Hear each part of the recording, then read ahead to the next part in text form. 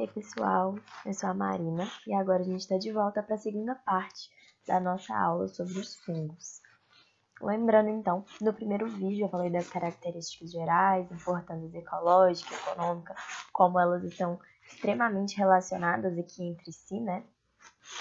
E aí, essa nossa segunda aula, esse segundo vídeo, a gente vai tratar da classificação dos fungos em grupos, a chamada taxonomia desses fungos. Então vamos lá.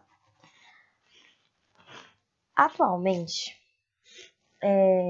grande parte dos micologistas, que são aqueles cientistas que estudam os fungos, eles reconhecem 5 grupos. Mas isso é um pouco variável. Tem livros que vão colocar só 4, tem livros que vão colocar outros além desses aqui. Os fungos, eles são muito variados. Tem um enorme número de espécies, mais de 100 mil espécies conhecidas. Então, o agrupamento deles em grupos acaba que varia muito à medida que novas descobertas vão sendo feitas. Assim que a ciência funciona, né? Mas, de uma forma geral, esses são os 5 grupos mais aceitos. Que vocês provavelmente vão encontrar. Esses dois aqui, Ascomicetos e Basidiomicetos, são os que mais caem no Enem, em vestibulares, em geral. A gente vai dar um enfoque legal neles. Mas os zigomicetos e os quitridiomicetos, apesar de todos esses grupos serem bem aceitos, esses dois aqui, eles têm sido demonstrados como parafiléticos. Vocês lembram o que é aquilo? São grupos que envolvem um ancestral, mas não todos os seus descendentes. Então, é um grupo parafilético.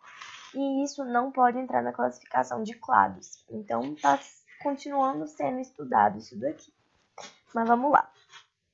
O primeiro grupo que a gente vai falar é o grupo dos quitridiomicetos, ou dos quitrídeos. Eles são, a gente diz que eles são ubíquos em lagos e também no solo. O que isso quer dizer? Quer dizer que eles estão muito presentes e em lugares bem diferentes, né? Que a distribuição deles ela é bem ampla. Eles foram encontrados até em fontes hidrotermais. Mas bem, eles podem ser unicelulares ou multicelulares. Quando eles são multicelulares, né, filamentosos, as suas hifas elas são cenocíticas, ou seja, não tem aqueles septozinhos separando o citoplasma, um citoplasma contínuo. Ali, então. Dentro desse grupo, a gente tem decompositores, parasitos, mutualistas. Lembrando que isso tudo está relacionado, então, ali ao aparato das enzimas, né? Desses animais. E um desses quitrídeos parasitas aqui, ele está sendo extremamente associado ao declínio global da população de anfíbios. Esses fungos, eles parasitam a pele desses animais. E como a gente sabe, os anfíbios, eles realizam respiração cutânea, né? Então, a pele é importante tanto para as trocas gasosas dele, mas também para a proteção, tanto física quanto também relacionada ao sistema imune dos anfíbios. Então, a presença do fungo ali, ela leva esse animal à morte. E a disseminação desse fungo ao longo né, do planeta, por toda a extensão, está sendo associada à ação humana. Então, e as populações de anfíbios estão realmente reduzindo bastante, associadas à disseminação desse fungo. Além disso, os quitrídeos é o único grupo de fungos com esporos flagelados. A gente vai ver isso. A gente viu, né, os esporos lá são estruturas formadas na reprodução. A gente vai ver o ciclo de alguns grupos, dos quitrídeos não, mas de alguns grupos, que é bem legal. Mas essa informação aqui é importante. Então vamos para o nosso... Bom, não vamos para o nosso próximo grupo não, tô querendo dar spoiler aqui. Aqui é uma imagem de um quitrídeo, a gente consegue ver a hifa cenocítica, sem septos, aqui certinho. Agora sim, o nosso próximo grupo, os zigomicetos. Os zigomicetos, eles são filamentosos com hifas cenocíticas também, ou seja, as hifas sem septos. E eles são muito conhecidos por conta dos bolores de pães, principalmente o bolor negro, né? Existem outros fungos de pão que não são os zigomicetos, mas o bolor negro, essa imagenzinha aqui é dele, é um zigomiceto e é o principal conhecido, assim. Ele da espécie Rhizopus stolonifer. O ciclo dele é muito utilizado para demonstrar o ciclo dos zigomicetos de uma forma geral. Essas estruturas aqui, ó, escurinhas, né, que é o que dá o nome de bolor negro, porque fica superficial e quando a gente vê isso no nosso pão, por exemplo, a gente vê uma camadinha negra, é parte do ciclo de vida desses animais. Então, vamos ver ele aqui. Essa imagem é do livro de Biologia do Campbell. Vamos começar olhando por aqui, ó. A gente tem dois micélios, né, de tipos sexuais diferentes. Então, a próxima etapa dessa reprodução vai ser eles vão se aproximando com prolongamentos das hifas, né? Lembrando que aqui, ó, nessa fase onde está azulzinho é haploide, certo? Esses núcleos, eles são haploides. E então, vão formando prolongamentos de hifas até que ocorre a fusão, formando-se aqui, ó, entre essas duas estruturas, um zigosporângio. Que é o zigosporângio. De qual grupo a gente está falando? Dos zigomicetes. As estruturas reprodutivas, geralmente, nos fungos, estão muito associadas ao nome do grupo. Então, aqui, um zigosporângio. Mas esse zigosporângio, ele ainda é heterocariótico. O que isso significa? Significa que tem núcleos que vieram de micélios distintos, certo? Aqui até uma imagem real de um zigosporângio. A próxima etapa, então, é a cariogamia, em que esses núcleos de micélios diferentes se fundem. A partir do momento que eles se fundem, eles passam a ser diploides. Olha aqui, mostrado pelo laranjinha. Então, eles são diploides. Essas estruturas diploides, para formar esporos, vocês concordam que ela tem que sofrer meiose? Porque os esporos têm que ser haploides. Mesma ideia dos nossos gametas, né? Então, passa por meiose. E aqui, ó, vai formando o esporângio, saindo aqui do zigosporângio. Então, germina e um esporângio cheio de esporos. Esse esporângio pretinho aqui é o que a gente vê e dá o nome do bolor preto do pão. E então são liberados vários esporos que germinam dentro de condições favoráveis. Esse é o ciclo sexuado, mas também é um ciclo assexuado desse grupo. Um esporo germina e os micélios, eles se podem reproduzir assexuadamente. Isso quer dizer que vão ter esporos haploides, certo? Então vai estar acontecendo ali mitose, porque os núcleos aqui já são haploides, só que todos eles vão ser geneticamente iguais. Vão ser como se fossem clones, porque está acontecendo ali por mitose. Não há variação. Beleza? Esse aqui é o ciclo dos zigomicídios. O próximo grupo que a gente vai ver é o grupo dos glomeromicídios. Por muito tempo, eles foram considerados zigomicetos.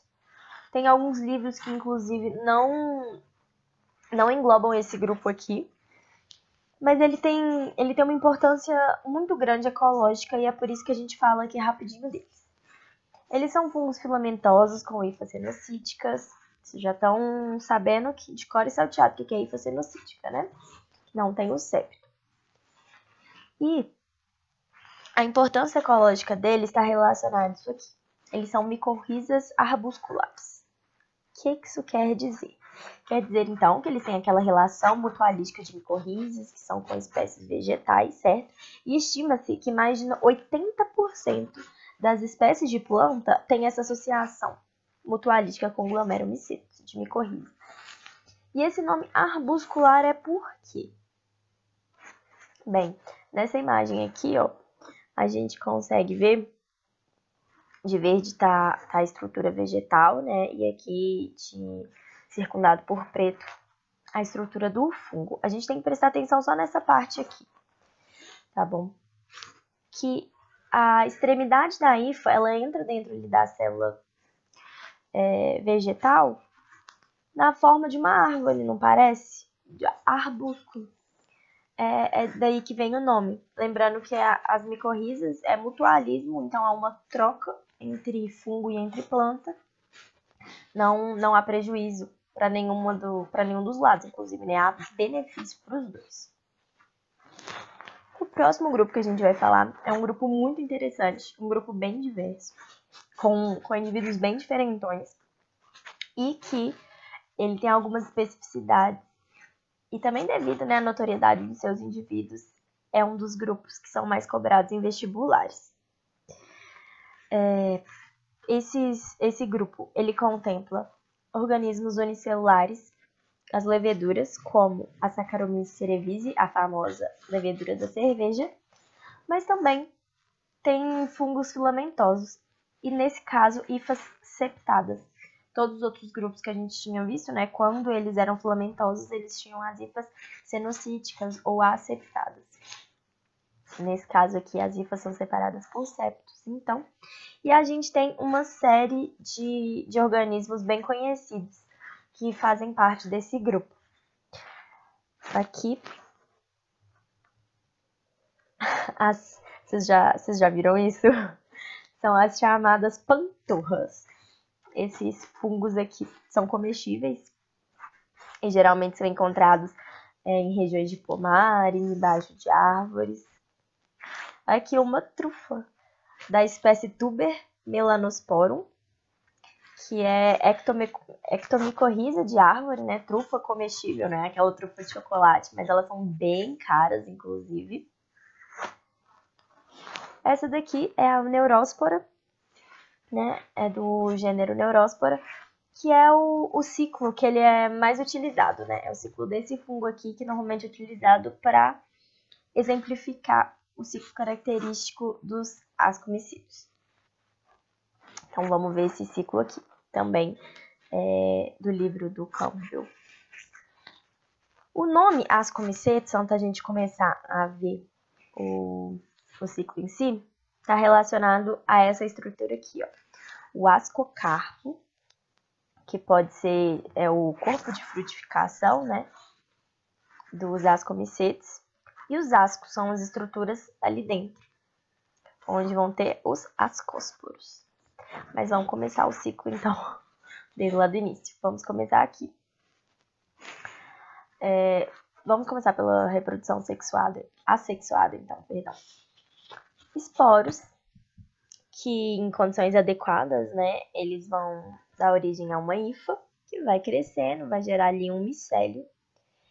Uma característica bem importante, além desses ascocarpos aqui, é que alguns grupos, como o gênero Neuróspora, ele também produz estruturas chamadas conídeos, conidióforos. E esses conídeos, eles têm esse formato aqui, ramificado, e na extremidade vão acontecendo mitoses, e vão formando os esporos que vão ser dispersados. Beleza? Depois eu vou mostrar uma imagem de conídeos.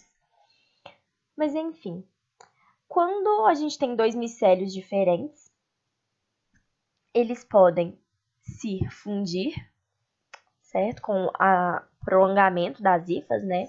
Vai acontecendo isso, mas não é qualquer hifa, são hifas especializadas.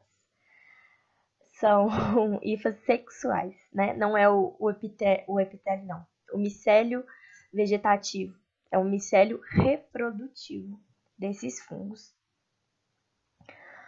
Depois dessa aproximação, acontece então a fase da plasmogamia, bem parecido ali com o que acontece nos zigomicetos, e forma a hifa dicariótica, com núcleos vindo dos dois micélios distintos.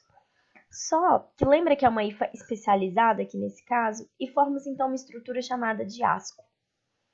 Nesse asco é como se fosse uma bolsinha, onde vão ficando esses núcleos dicarióticos, não os núcleos dicarióticos, né? O asco é dicariótico, onde tem os núcleos haploides vindo dos dois micélios.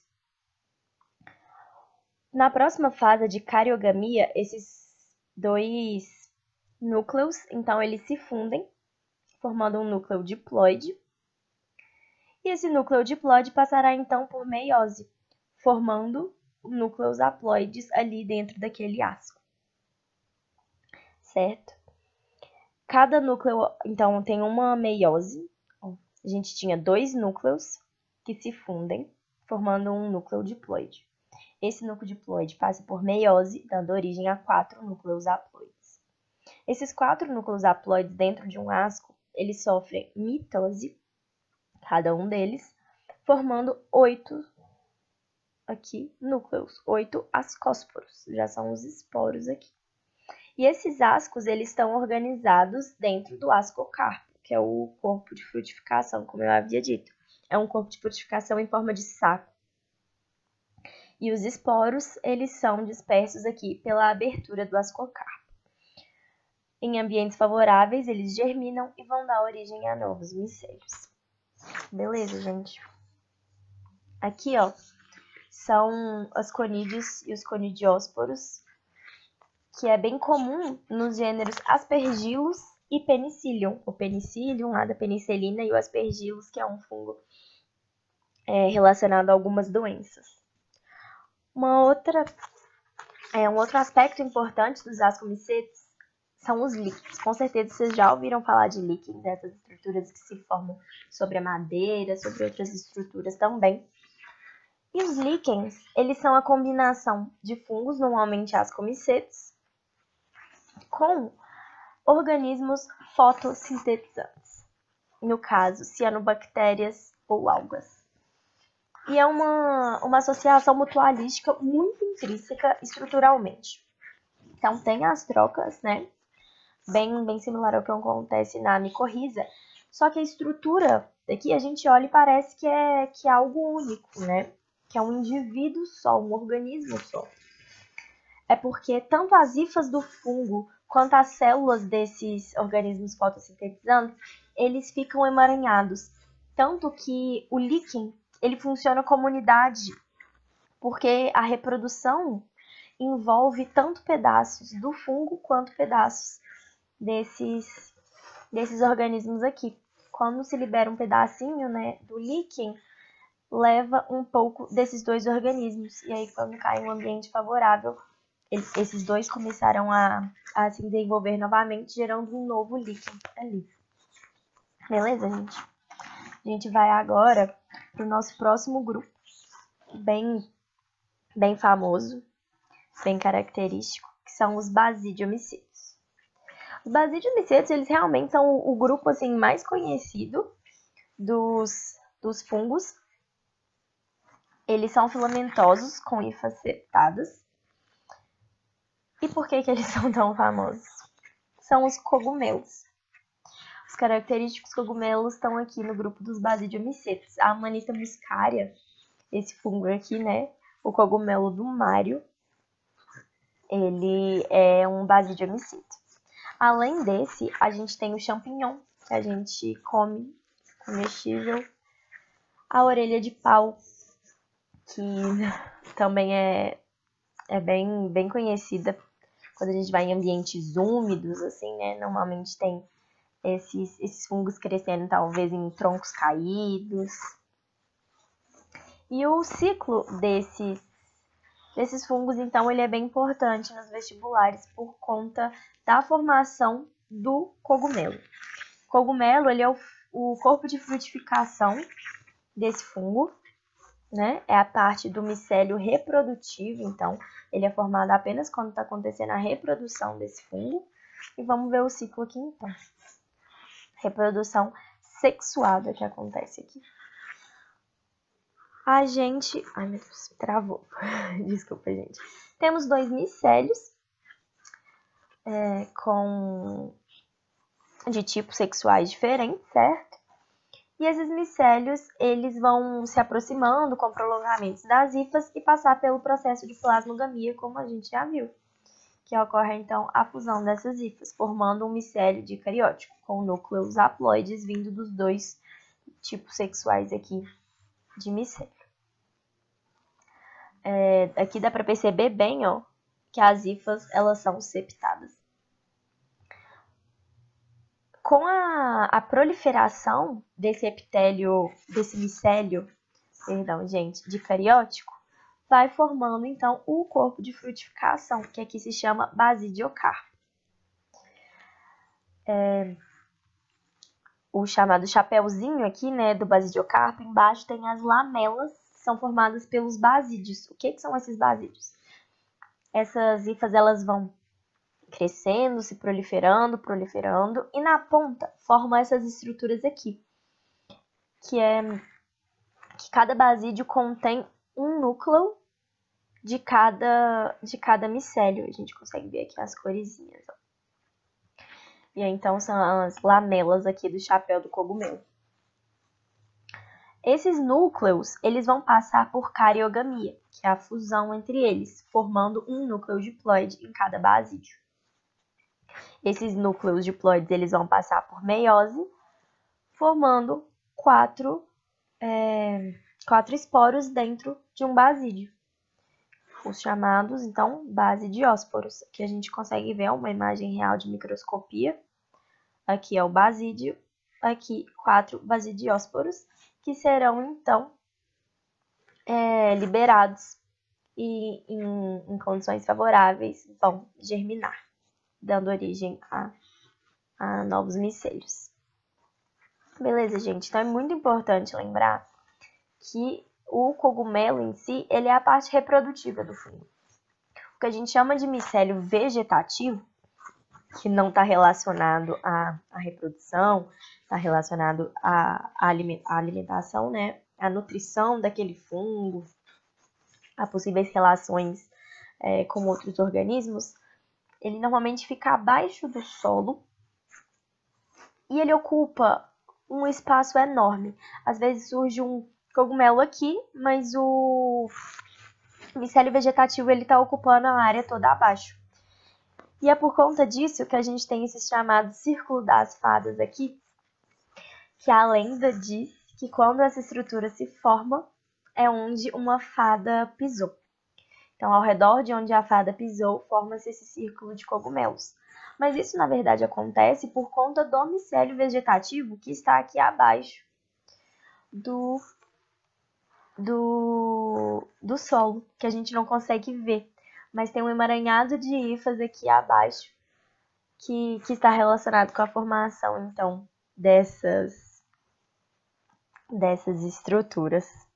Isso é bem legal, porque a gente consegue entender conhecimentos que fazem parte do conhecimento popular, né? De uma forma geral, e a gente consegue saber a base disso, por que essas coisas que a gente conhece acontecem.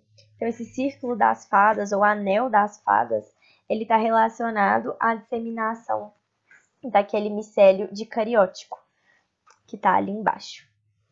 E ele pode aparecer assim, do dia para a noite, o anel, porque esse micélio dicariótico, ele se desenvolve, né, muito rapidamente para formar a estrutura reprodutiva e para ser capaz, então, de reproduzir.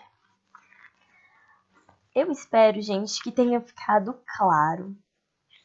Questão de ciclos, elas são um pouco complicadas. Então, se você teve dúvida, você pausa, olha bem o ciclo, tenta ler as fases, né? Eu coloquei essas imagens do livro do Campbell, porque cada fase tem uma explicaçãozinha no canto. Então, eu espero que vocês consigam ver bem isso. E também, qualquer dúvida, temos a monitoria, pode mandar no comentário dos vídeos, fiquem à vontade. Muito obrigada e bons estudos para vocês!